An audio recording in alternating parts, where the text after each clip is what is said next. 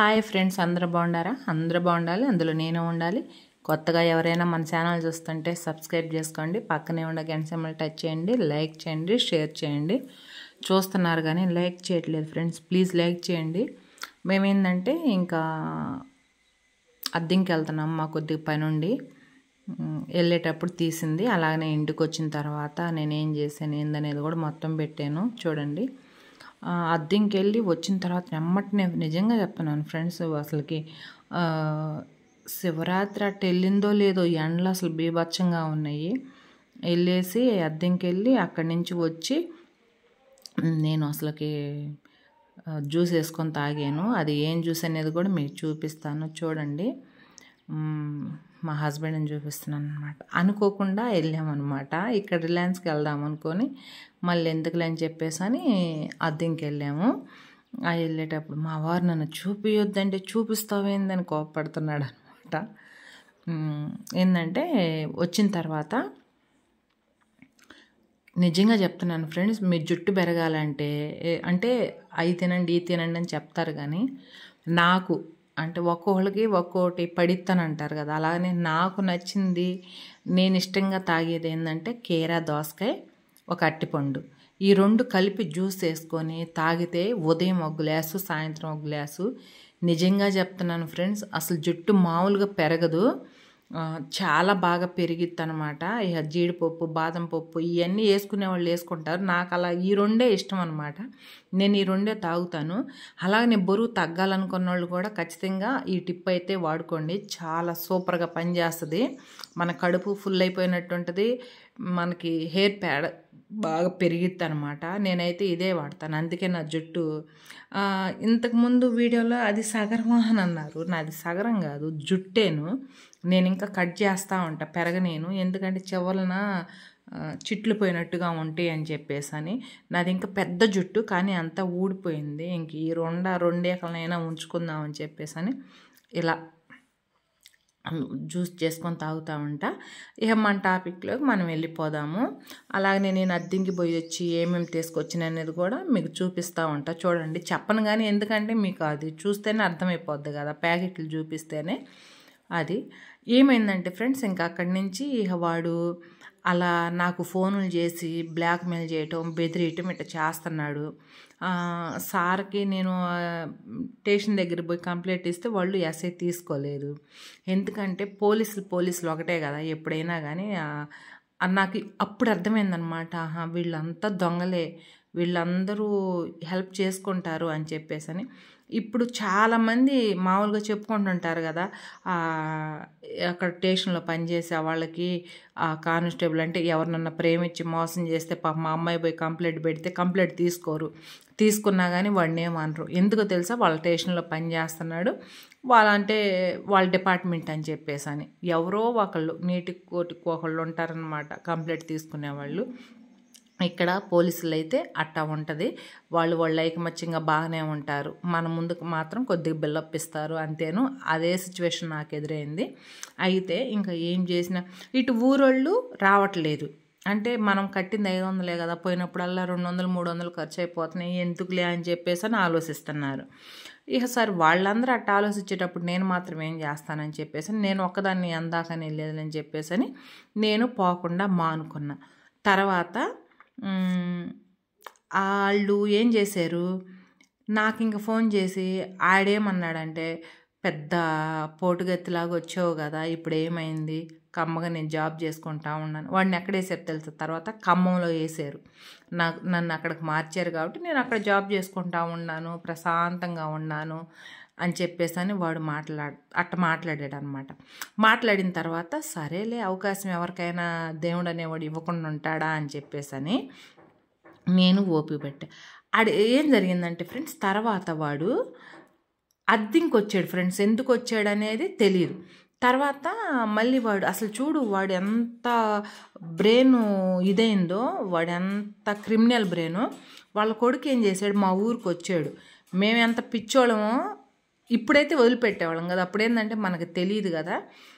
మా ఊరికొచ్చి మా పిన్నోళ్ళ ఇంట్లో కూర్చొని ఆ 10 మందిని పిలిచి అమ్మ మీ డబ్బులు మీకు ఇస్తానని చెప్పేసాను అన్నప్పుడు ఆ ల్యాప్టాపో లేకపోతే బండో తీసుకోవాల్సింది. మేం పిచ్చి పొరపాటుగా సరే ఒక మనిషిని అన్ని లాక్కొని కట్టేసి అంత మెంటాలిటీ కాదు ఫ్రెండ్స్ నాది. సరే ఇస్తానంటున్నాడు కదా అని చెప్పేసి అందరూ కూడా ఒప్పుకున్నారు. సరేలే అని చెప్పేసి ఊరుకున్నాం. అంటే వాళ్ళు ఇప్పుడు కొదమ ఊరోళ్ళు చూసుకుంటారు, మన ఊరు వాటికి మనం చూసుకోవాలి కదా అని చెప్పేసి నేను సరేనని చెప్పేసి ఒప్పుకున్నా. తర్వాత ఏం జరిగిందంటే ఇక్కడ ఈ సిచ్యువేషన్ ఎట్లా జరిగి వాడు ఇక్కడ మేమందరం వదిలేసాం కదా, వాడు మళ్ళీ అద్దెంకి పోయాడు. అద్దెంకి పోతే అద్దెంకులో రమాదేవి అని ఒక ఆమె ఉంది. ఆమె అక్కడికి వెళ్ళిన తర్వాత ఫోనులు చేసిందనమాట. ఫోనులు చేసి వచ్చాడు, మనం ఎట్ట వదిలిపెడతామట, మనం వదిలిపెట్టలేం కదా ఆమె కట్టింది ఎంతో తెలుసా ఫ్రెండ్స్, 500. కానీ దానికి ఉన్నంత తెలివి కూడా మాకు లేదు నిజంగా. ఎట్ట వదిలిపెడతాము, వదిలిపెట్టకూడదు, రాండి మీరు అని చెప్పేసి అని అంది. సరేలే అని చెప్పేసి అక్కడికి వెళ్ళాం. అక్కడికి వెళ్ళిన తర్వాత సిచ్యువేషను చాలా తారుమీరైపోయింది. ఎలా అయిపోయిందంటే మేము ఒక 10 మంది దాకా వెళ్ళామన్నమాట. మా ఊరు నుంచి ఒక 3-4 వెళ్ళాము. అలాగే వేరే అద్దెంకి నుంచి ఒక 4-3 వచ్చారు. అలాగే ఇంకో ఊరు నుంచి ఒక 4-5 వచ్చారు. మొత్తం ఆడ ఒక 15 మంది దాకా ఉన్నాం ఫ్రెండ్స్. 15 మంది ఉంటే మాకు ఫోన్ చేసి పిలిచింది కదా ఈ రమాదేవి అని ఆమె, రాండి మీరని చెప్పేసి పోయాం. అక్కడేంది ఆమె భోజనాలు అవన్నీ వాళ్ళ ఇంట్లోనే తయారు చేసి వచ్చిన 15 మందికి పెట్టింది. అంతవరకు ఒకే. తర్వాత ఏం నాటకం దొక్కిందంటే అదే నాటకం దొక్కింది. ఏం నాటకం దొక్కిందంటే మాకు తెలియదు కదా, వీడు ఆమె మాట్లాడుకున్నారు. ఏమనో తెలుసా, ఏమని మాట్లాడుకున్నారంటే నువ్వు కట్టించింది ఎంతో అంతకి నేను ఒక 20,000 ఇస్తా, నన్ను ఇక్కడి నుంచి తప్పించే మార్గం చూడని చెప్పేసి వాళ్ళు మాట్లాడుకున్నారు. అది ఎందుకు జరిగింది, ఎందుకు కట్టేయాల్సి వచ్చిందంటే వాడు ఇక్కడ మాకు డబ్బులు ఇస్తామని చెప్పి పోయిన తర్వాత మళ్ళీ 1 రోజులకు వచ్చాడు. 1 రోజులకు వచ్చిన తర్వాత వాడు అద్దెంకి వచ్చాడు. అద్దెంకి ఏదో పని మీద వస్తే ఆమె చూసింది వాడిని. చూసి వాడిని ఏంటంటే ఎంటారింది పట్టుకోవడానికి. సరే పట్టుకున్న తర్వాత మాకు ఫోన్ చేసినప్పుడు మేము వెళ్ళాం కదా. వెళ్ళిన తర్వాత ఆమె ఇప్పుడు ఫోన్ చేసింది అయింది, 15 మందికి పోయిన వాళ్ళకి వంట వండి పెట్టింది, అంత బాగానే ఉంది. మేమేంది వాడిని కాసుకొని ఉన్నాం, వీడిటన్న పోతడం. లాస్ట్ చెప్పుకుంటే సిగ్గుజాడు, వాడు బాత్రూంలో పోతే బాత్రూమ్ పక్కన కూడా కాపలా ఉన్నాం, ఎందుకంటే వీడు మళ్ళీ ఎటు తప్పించుకొని పోతాడు అని చెప్పేసి. ఆమె ఏం కామిచ్చిందంటే వీళ్ళిద్దరు మాట్లాడుకున్నారు. అక్కడ సిచ్యువేషన్ ఏం మాట్లాడుకున్నారు, నేను నీకు ఒక 20,000 ఇచ్చేస్తాను, నన్ను తప్పించే మార్గం చూడని చెప్పేసి వాళ్ళిద్దరు మాట్లాడుకున్నారు. ఆకంత మనకు తెలియక మేమేం చేసాము, ఏమేం కామిచ్చింది, వాడు ఏదన్నా చేసుకుంటే మా మీదకి వచ్చిద్ది, వాడిని అసలు మీరు వదిలిపెట్టొద్దు, వాడు ఎటు పోయినా మీరు అటు బోండి సుజాత అని చెప్పింది. సరే నిజమే కావాలని చెప్పేసాను. వాడెటు పోతే వాడు తోకాల, మేము తిరుగుతూనే ఉన్నాం అటు ఇటు. తర్వాత ఏం జరిగిందంటే వాళ్ళ ఇంటి పక్కన ఒక ఆమె ఉంది, సుశీల శర్మ అని మేడం, ఆమె డాక్టర్ అనమాట. ఆ మేడం ఏం చెప్పిందంటే అందరూ ఇంటి మీద పొనుకోలేరు కదమ్మా, అంటే ఇంట్లో బట్టరు కదా, మా మేడెక్కి పొనుకోండి అందరూ అని చెప్పేసి అంది. సరేను అని చెప్పేసి అనుకున్నాం. ఎందాకని కాపలా ఉంటాం ఫ్రెండ్స్, మనం ఎందాకని కాపలా ఉండలేం కదా. అయితే ఆ నైట్ ఏం జరిగిందంటే ఇంకా మేము పొనుకున్న తర్వాత ఈ నైటే ఇది గూడుపొటాన్ చేసేసి వాడి ల్యాప్టాపు, ఎందుకు సార్ అక్కడ వద్దులే సార్, బండి తాళం ల్యాప్టాప్ ఇక్కడ పెట్టండి అని చెప్పేసి పెట్టుకుని ఆల్రెడీ దానికి డబ్బులు వాళ్ళ నాన్న మనిషిని పంపించేశాడు. డబ్బులు ఇచ్చి దాని చేతికి మనిషిని పంపించేశాడు. అంటే వాళ్ళ నాన్నని మేము డిమాండ్ చేసాం కదా, మీ అబ్బాయి కావాలంటే డబ్బులు వచ్చి మాకు డబ్బులు ఇచ్చి మీ అబ్బాయిని తీసుకెళ్ళండి అని మేము వాళ్ళ నాన్నకు ఫోన్ చేసాం. ఇక వీడు ఇది నాటకం ఆడుకున్నది మనకేం తెలుసు, మనకు తెలియదు కదా. ఇంకేం చేసింది అది, వాళ్ళ నాన్నకు ఫోన్ చేసి, అంటే వీడి ఫోన్ కూడా మేమే తీసుకున్నాము.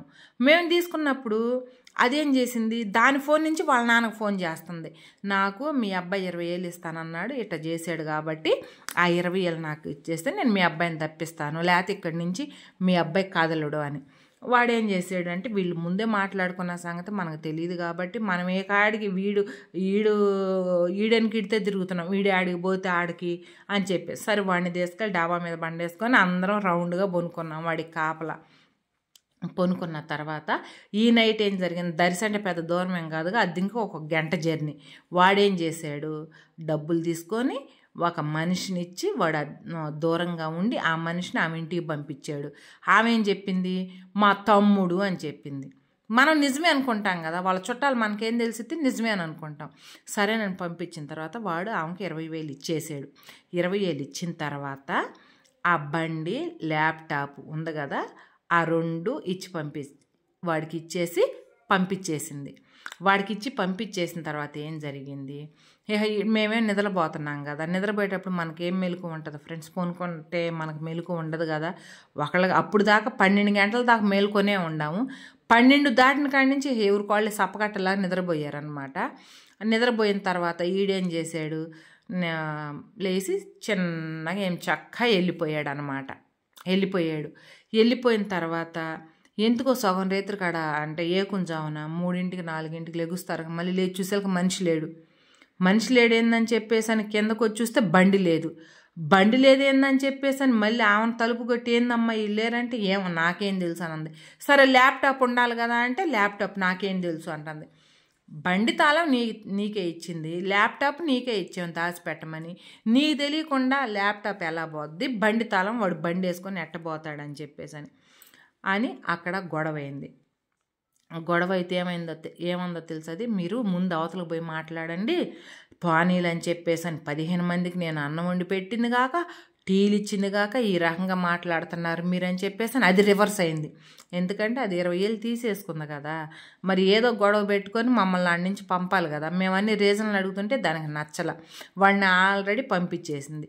అది తర్వాత మనకి అంటే ముందు తెలియదు, ఇది వీళ్ళు ఎట్ట మాట్లాడుకున్నారు, నిజంగా దీన్ని తెలియకుండా ఇది నిద్రపోతుంటే ఏమైనా తీసుకొని వెళ్ళాడేమని చెప్పేసి అని మేము ఆలోచిస్తూ ఉన్నాం. తర్వాత ఏం జరిగిందంటే వాళ్ళ తమ్ముడు వచ్చాడు. ఎవరు తమ్ముడు, రియల్గా ఏమో తమ్ముడు వచ్చాడు, ఈ రమాదేవి తమ్ముడు వచ్చాడు. వాడు కొద్దిగా సొక్కేసుకొని వచ్చాడు, అంటే ముందాగి వచ్చాడు. వచ్చిన తర్వాత ఏంది మక్కయ్య మీదకి మీరు అందరూ ఎగబడుతున్నారు ఏంది, మీ అంతు తేలుస్తాను అట్టని వాడు మా మీదకి రివర్స్ అయ్యాడు. సరేనని చెప్పేసి అని మేమంతా ఏంది అసలుకి ఏడేదో జరుగుతుంది కానీ ఏం జరుగుతుందో అర్థం కావట్లేదు అని చెప్పేసి అని మాకు అర్థం కాక మేము అటు ఇటు చూస్తూ ఉన్నాం. తర్వాత ఈ కొద్దిగా మగోళ్ళు ఉంటారు కదా, వాళ్ళు ఏం చేశారంటే పక్కకు తీసుకెళ్ళి అసలు కన్నా ఏం జరిగిందన్నా, మా పాటికి మేము వెళ్ళిపోతాం చెప్పండి అన్న అంటే వాళ్ళ తమ్ముడు రేపు పిచ్చి మొహాలారా, రాత్రి తెల్లారులు మీరు కాపలాగా వేసారు ఏం సుఖంరా, మా అక్కయ్య కూడా 20,000 ఇచ్చి వాడి పాటి కూడా వెళ్ళిపోయాడు అని చెప్పేసి వాడు బయట పెట్టాడు. అది ఎట్ట జరిగిందనంటే ఫోన్ తీసేసుకున్నారు, ఫోన్ మీ దగ్గరే పెట్టుకున్నారు కదా, వాడు ఆల్రెడీ మా అక్కాయి వాడు ముందుగానే మాట్లాడుకున్నారు, ఫోన్ మీ దగ్గర ఉంది. తర్వాత వచ్చేసి వాడి దగ్గర ఇంకో ఫోన్ ఉంది, అంటే వాడి దగ్గర చిన్న ఫోను పెద్ద ఫోన్ 2 ఉన్నాయి, ఆ ల్యాప్టాప్ ఉందన్నమాట. పెద్ద ఫోన్ అంటే టచ్ ఫోన్లు కాదండి, అప్పుడు చైనా ఫోన్లనే కొద్దిగా అంటే నోకియా పీస్ మీద కొద్దిగా పెద్దగా ఉంటాయి అన్నమాట. ఆ చిన్న ఫోనే మా దగ్గర ఉంది, ఆ నోకియా పీస్ మా దగ్గర ఉందన్నమాట. ఇంకొద్దిగా పెద్ద ఫోన్ ఏంటంటే అంటే అది కార్బన్ లేకపోతే చైనా ఫోన్ ఏదో మొత్తానికి ఆ ఫోను ఆమెకి ఇచ్చాడనమాట.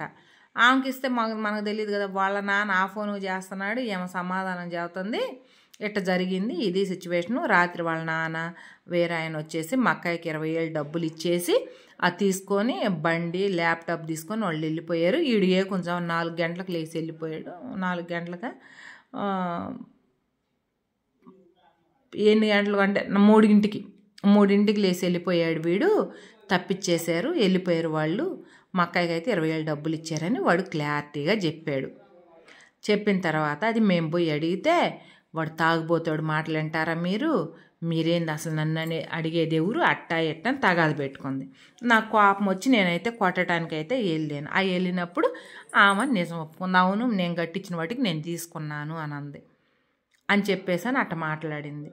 అబ్బాయి ఇంక ఏం చేయాలి ఫ్రెండ్స్, ఇంకా ఆమె కట్టించిన వాటికి ఇంకా ఆమె తీసేసుకుంది, 20,000 తీసేసుకుంది. వాడు తప్పించుకొని వెళ్ళిపోయాడు, మనం ఏం చేస్తాము. అప్పుడు జనం నన్నే తిట్టింది, నీ మాటలు వచ్చాము ఇక్కడికి ఏడదాకా అని చెప్పేసి. అసలు నాకు సంబంధం లేని విషయాల్లోనే నేను ఎంటర్ అయ్యి నా నెత్తి తెచ్చుకున్నాను అనమాట. అప్పుడు అలా జరిగింది. సరేలే పోతే పోనీ అని చెప్పేసి సైలెంట్గా నేను ఇంకా ఓహో ఇది అంతా ఎట్టుందంటే నాకు అప్పుడు తెలియదు ఫ్రెండ్స్, నిజంగా చెప్తున్నాను. మనిషిని ఇప్పుడైతే మనిషిని బట్టైనా కొద్దిగా అంత కాకపోయినా కొద్దిగైనా లోకం జ్ఞానం తెలిసింది కాబట్టి ఆహా ఈ మనిషి ఇలాంటిది ఒకసారి 2 సార్లు చూడంగానే ఆహా ఈ మనిషి మెంటాలిటీ ఇదని ఇప్పుడు తెలుస్తుంది. అప్పుడు అసలుకేం తెలిసేది కాదు. అందరిని ఇంకా నమ్మేదాన్ని అనమాట. వాళ్ళు ఏది చెప్తే అది నమ్మేదాన్ని. ఆహా ఇది నువ్వు చెప్పినా వినేదాన్ని, ఇంకొక ఆమె చెప్పినా వినేదాన్ని, ఇంకొక ఆమె చెప్పినా వినేదాన్ని. అట్ట ఇని లాస్ట్కి నేను చాలా డబ్బులు నేను లాస్ అయిపోయాను అనమాట. చాలా నష్టపోయాను. చాలా డబ్బులు నేను లాస్ అయిపోయాను. అది అది అట్ట అయిపోయింది. అయిపోయిన తర్వాత సైలెంట్గా ఉన్నాం. ఎవరి పాటికి వాళ్ళే ఇంకా పట్టించుకోకుండా సైలెంట్గా ఉన్నాం అనమాట. ఇంకా ఆ డబ్బులు వచ్చింది లేదు, సచ్చింది లేదు. ఇంకా వాడు నాకు ఫోన్లు చేసి ఒక 10 రోజుల దాకా అట్టట బెదిరించాడు. తర్వాత ఇక వాడు కూడా ఫోన్లు కూడా చేయలేదు. ఇంకా ఎక్కడ పోయాడో ఏమో కూడా తెలియదు. ఇంకా వాడిని మేము ఎతకటం అయితే మానుకున్నాం. ఇంకెందుకు ఎతికినా లాభం లేదులే అని చెప్పేసి ఇంకెవరి పాటికి వాళ్ళే ఉన్నాము. ఇదిట్ట జరిగింది కదా. ఇదిట్ట జరిగిన తర్వాత మళ్ళీ ఏం జరిగింది, సుశీల శర్మ అని చెప్పేసి ఇప్పుడు నేను చెప్పాను కదా, ఆమె ఒక డాక్టర్ అనమాట. నేను ఆమె దగ్గర పనిచేసా.